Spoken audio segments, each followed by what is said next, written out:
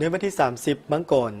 2026ที่สำนักงานห้องว่าการศูนย์กลางภาคสหายพลเอกวิไลลาภคำฟองกรรมการกลุ่มการเมืองผู้ประจำการคณะเลขาธิการศูนย์กลางภาคประชาชนปฏิวัติลาวได้ต้อนรับการเข้าเยี่ยมคำนับของสหายลียงซนเอกอัครราชทูตวิสามัญผู้มีอำนาจเต็มแห่งสาธารณรัฐประชาชนประชาธิปไตยเกาหลีประจำสาธารณรัฐประชาธิปไตยประชาชนลาว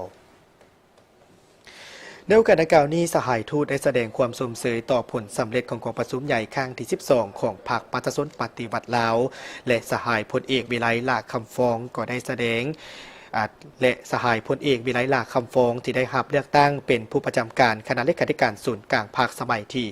12 ซึ่งได้แสดงให้เห็นถึงความไว้เนื้อเชื่อใจจากศูนย์กลางภาคและผู้แทนกองประชุมใหญ่ซึ่งสหายพลเอกวิไลลาภคำฟองได้แสดงความขอบใจต่อสหายทูตที่มาสมเสยต่อผลสำเร็จกองประชุมใหญ่ครั้งที่ 12 ของพรรคประชาชนปฏิวัติลาวก็คือผู้ประจำการคณะเลขาธิการศูนย์กลางภาคที่ได้รับเลือกตั้งในกองประชุมใหญ่ในครั้งนี้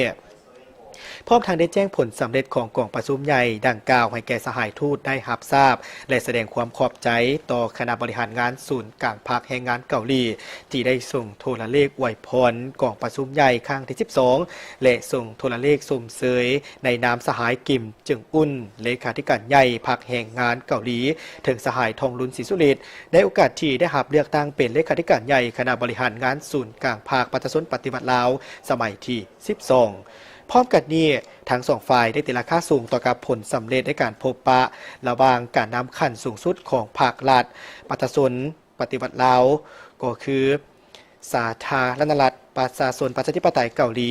ซึ่งในท้ายปี2025ที่ผ่านมา